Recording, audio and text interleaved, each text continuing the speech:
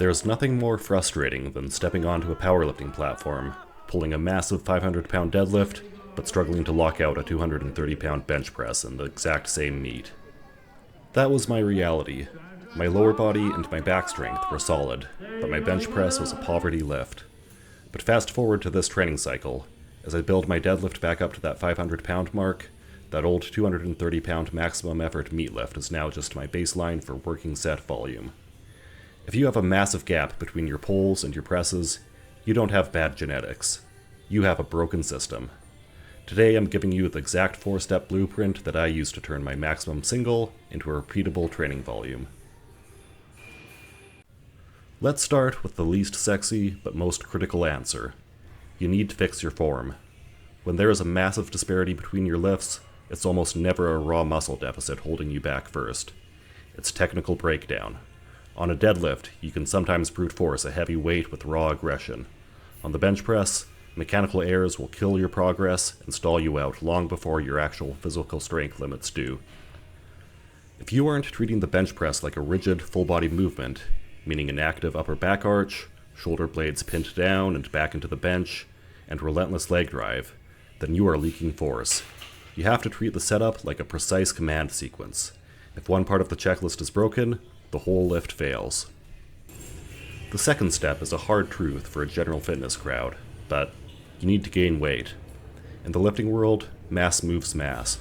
The bench press is highly sensitive to changes in body weight, because a thicker torso literally improves your leverage, shortens the bar path, and creates a more stable mechanical platform at the chest. If you are constantly trying to stay in a harsh calorie deficit while wondering why your bench press power is completely stagnant, you are fighting your own biology.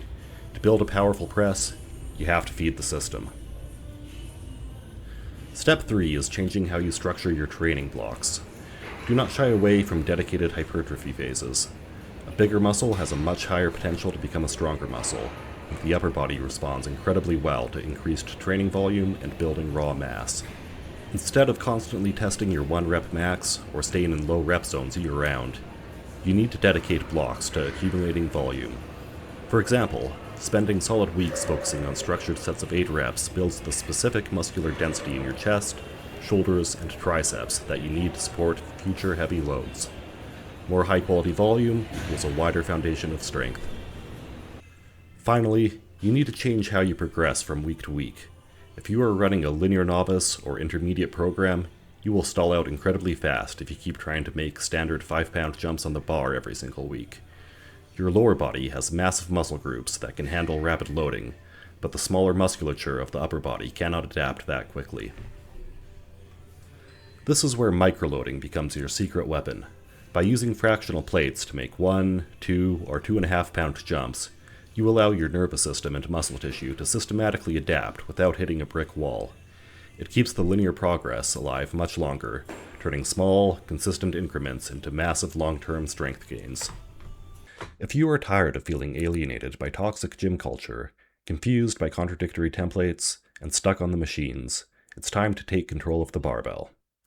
Use this 4-step structure during your next bench session.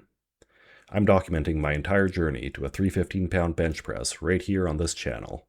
If you want a logical, no-hype space to learn the compound movements and build functional strength, hit subscribe. Let's build real strength together, and see you in the next video.